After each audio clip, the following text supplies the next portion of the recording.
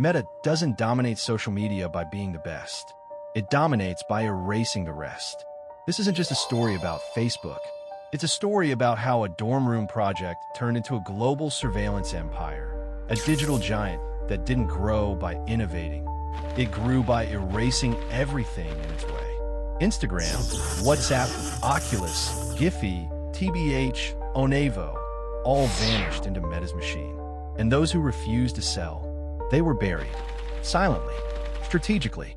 This is the untold story of how Meta turned fear into monopoly and how one man, Mark Zuckerberg, used code, capital, and cutthroat tactics to dominate the 21st century's attention economy.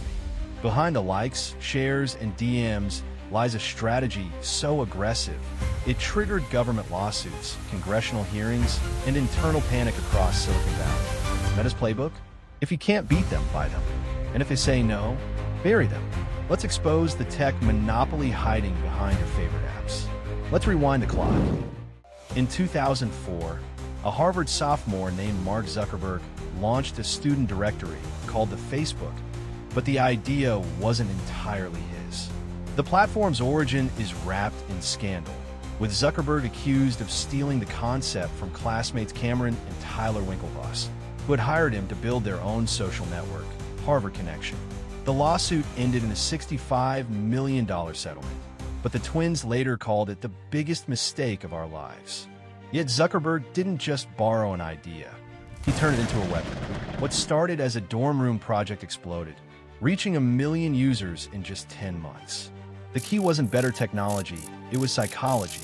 By restricting access to only those with .edu email addresses, Facebook created artificial scarcity, making people desperate to get in. By 2006, the gates opened to everyone, and within 4 years, 500 million users were locked in. But Zuckerberg wasn't just building a social network. He was engineering human behavior. He realized early on that whoever controlled digital identity could control everything. By 2007, Microsoft's investment pushed Facebook's valuation to $15 billion, and Zuckerberg's mission had already changed.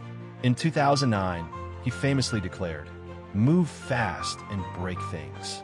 This wasn't about connecting people anymore. It was about owning their time, their attention, their data. But there was a problem. Facebook couldn't out-innovate forever. New rivals like Instagram and WhatsApp were rising, threatening Zuckerberg's empire. He needed a new strategy, one that didn't just compete but crush. The age of innocent social networking was dead. The age of absolute domination had begun. The Instagram heist, how Zuckerberg bought, then strangled a billion-dollar threat. In 2012, a tiny startup called Instagram, just 13 employees, zero revenue, but a skyrocketing 30 million users, was quietly becoming Facebook's worst nightmare. While Facebook was still tethered to desktops, Instagram was mobile-first, sleek, and addictive. Everything Facebook wasn't. Zuckerberg saw the future slipping away. Internal emails later exposed in FTC trials reveal his panic. Instagram could hurt us meaningfully. So he moved with ruthless speed. In just 72 hours, Zuckerberg personally called Instagram CEO, Kevin Systrom, and dropped an offer that shocked Silicon Valley. $1 billion in cash and stock, a staggering sum for a company with no profits. Critics called it insane. Systrom said yes. And just like that, Facebook bypassed board scrutiny and swallowed its biggest threat whole. But here's the real twist. Zuckerberg didn't buy Instagram to grow it. He bought it to control it. Leaked documents suggest Facebook deliberately slowed Instagram's expansion to avoid cannibalizing its own user base. Yet despite this corporate sabotage, Instagram became Meta's golden goose. Fast forward to 2024. Instagram is worth an estimated $150 billion, generating a jaw-dropping $50 billion a year in ad revenue, nearly half of Meta's total. What started as a defensive kill shot turned into the greatest deal in tech history. But Zuckerberg wasn't done, because waiting in the wings was another ticking time bomb. WhatsApp. And this time, the price tag would be even bigger, and the tactics even darker. The $19 billion betrayal. How Facebook gutted WhatsApp's soul. In 2014, while the world was watching Facebook, a silent assassin was rising: WhatsApp. With 450 million fiercely loyal users, near zero revenue, and a fanatical commitment to privacy, it was the polar opposite of Facebook's data-hungry model. Internal Meta memos later exposed the panic at HQ. WhatsApp is the only app we've ever seen with higher engagement than Facebook itself. Zuckerberg wasn't just worried, he was terrified. Leaked emails reveal his dual nightmare. WhatsApp could completely replace Facebook Messenger, and worse, rivals like Google or China's Tencent might snatch it first.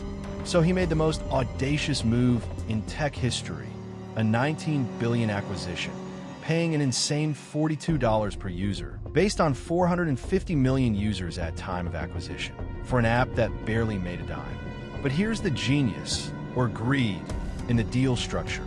Only $4 billion was cash. The rest was Facebook stock, meaning WhatsApp's founders would only get rich if Facebook's empire grew. The founders, Jan Koum and Brian Acton, were privacy hardliners who built WhatsApp as an ad-free sanctuary. Zuckerberg promised independence, but the bait-and-switch came fast. Within years, Facebook forced WhatsApp to share user data, triggering a $267 million EU fine for violating privacy laws. The betrayal was so severe that both founders walked away from billions, with Acton famously tweeting, "Delete Facebook," and Combs citing broken promises as he quit. The ultimate irony? Today, WhatsApp, once the holy grail of private messaging, now fuels Meta's ad machine through its business API, quietly monetizing the very users it promised to protect. This wasn't an acquisition. It was a corporate hijacking, proving Zuckerberg's golden rule. If you can't beat them, buy them, break them, and bankroll their corpse. And as the dust settled, one question remained: who would be next in Zuckerberg's shopping spree of domination? But Meta's domination wasn't just about buying competitors. It was about seeing the future before it happened. In 2013, while the world was distracted by Facebook's flashy acquisitions, Zuckerberg made his most insidious deal: Onavo. Marketed as a privacy VPN, this app was actually corporate spyware, a Trojan horse that gave Meta a live map of every app on your phone. Here's how the scam worked. The trap: millions downloaded Onavo for security, unaware it was tracking every tap, every second spent, every rival app opened. The heist: this data revealed which startups were going viral before they hit the mainstream. WhatsApp's explosive growth was also spotted through Onavo's surveillance. The cover-up: Facebook buried Onavo inside its Protect branding, while engineers used its data to identify and eliminate threats. By 2019, Apple exposed the scheme, banning Onavo for being a privacy nightmare masquerading as protection. But the damage was done. 6 years of illegal competitive intelligence. Blueprints for killing Snapchat, cloning TikTok. Proof that Zuckerberg's empire was built on data espionage. Leaked internal memo, 2016 stated, "We don't just track competitors. We track their users before they're ours." This wasn't business. This was industrial surveillance, turning your phone into Meta's crystal ball.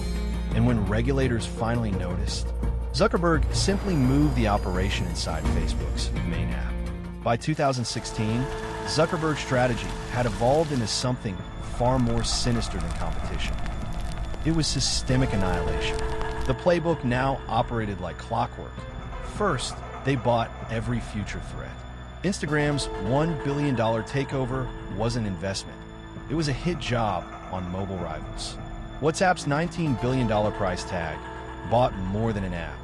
It purchased the surrender of messaging itself. Oculus, Giphy, even the teen app TBH, all quietly disappeared into Meta's black hole. Zuckerberg had confessed it in a 2012 email. These companies are nascent, but could be disruptive. Translation: kill them before they breathe. Then came the denials, not of wrongdoing, but of oxygen. When Vine tried to let users find friends via Facebook in 2013, access revoked.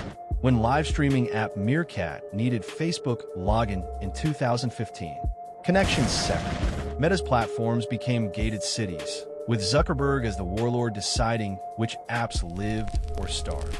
A leaked growth team memo put it plainly. We maintain control by deciding who gets to play. And for those who somehow slipped through, the final solution: apply, copy, and smother. Snapchat's rejection of a $3 billion offer triggered surgical strikes. First failed clones, poke, slingshot, then outright theft, Instagram stories. Behind the scenes, Onavo's spyware tracked every tap, while algorithms demoted rival links into oblivion. The result? A digital kingdom where 3.6 billion people became subjects. Startups needed Zuckerberg's blessing to survive, and the FTC would later rule it illegal monopoly maintenance. We don't acquire companies, a leaked internal roadmap bragged, we acquire tomorrows.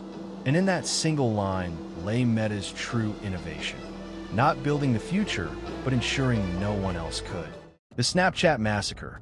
How Zuckerberg weaponized copying to crush a rival. Snapchat said no, and paid the price.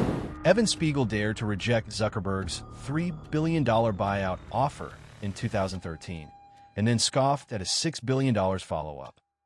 He unknowingly declared war on the most ruthless operator in tech. What followed wasn't just competition, it was a systematic annihilation. Zuckerberg's retaliation played out like a tech horror movie. First came the failed Snapchat clones, Poke and Slingshot, but when those flopped, Meta went nuclear. In 2016, Instagram launched Stories, a carbon copy of Snapchat's core feature, followed by identical clones on WhatsApp and Facebook. The result? Snapchat's growth stalled overnight, with its stock plummeting 24% in a single week after Instagram Stories launch.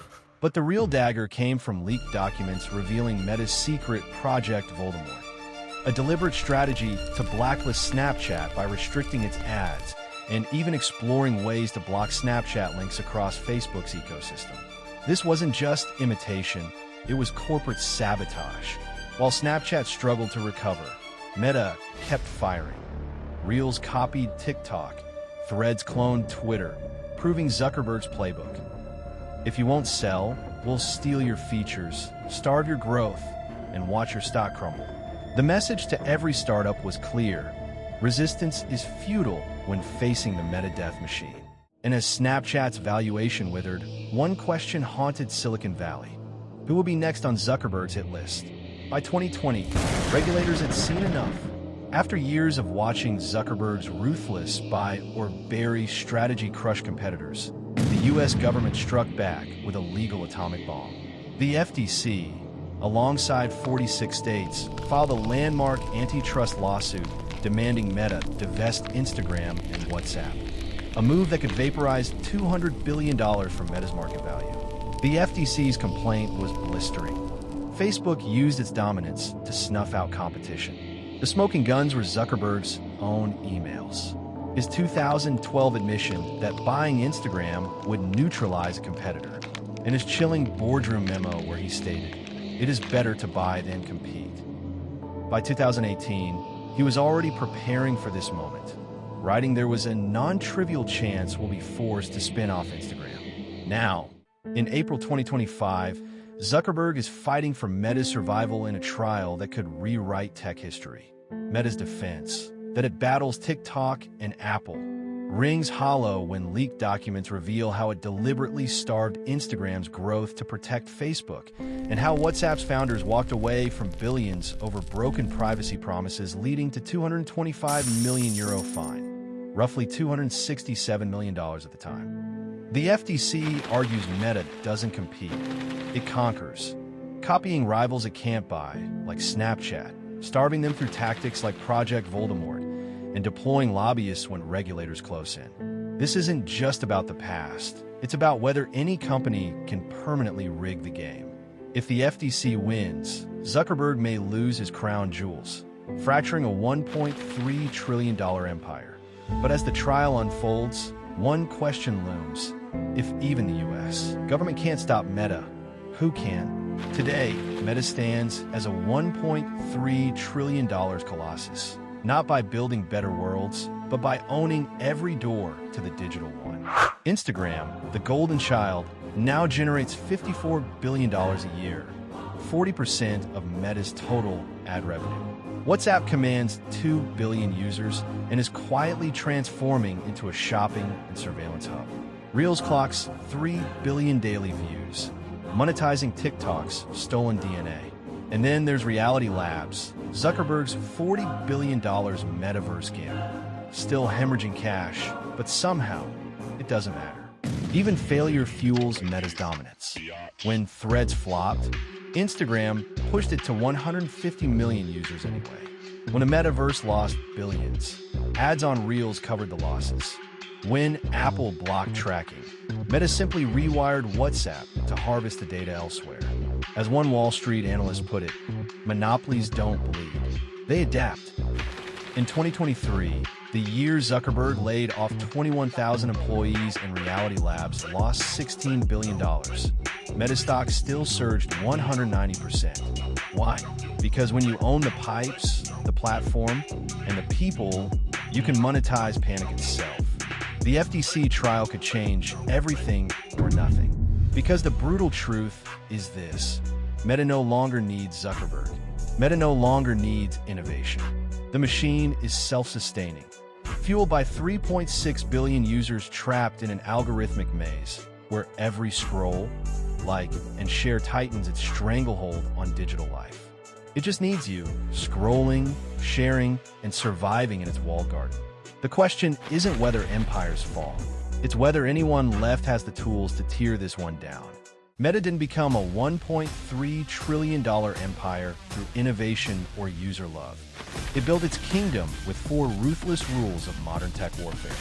Rule 1, buy your future threats. Instagram for $1 billion. WhatsApp for $19 billion.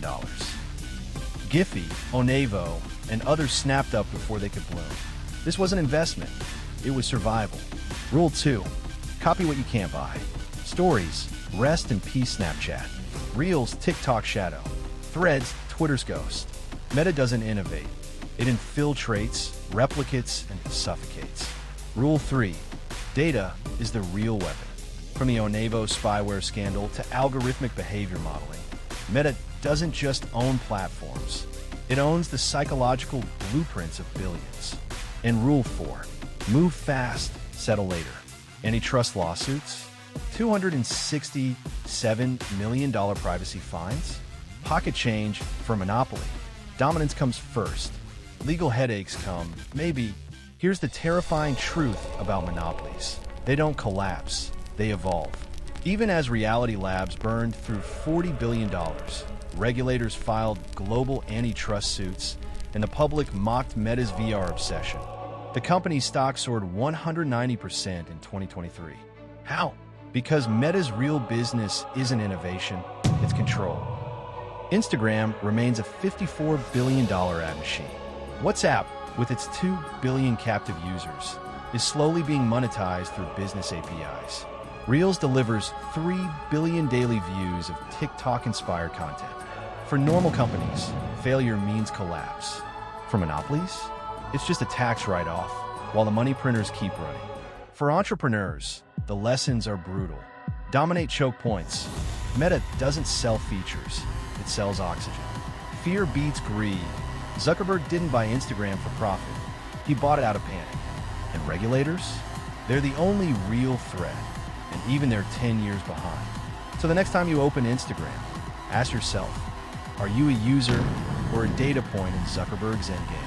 Because the real innovation wasn't building social media, it was ensuring no one else could. Smash the like button if you now see Meta differently. Drop a comment. Is this strategy genius or a threat to innovation? And remember, every scroll you make is part of someone's strategy. So tell me, would you even notice if Meta's empire vanished tomorrow?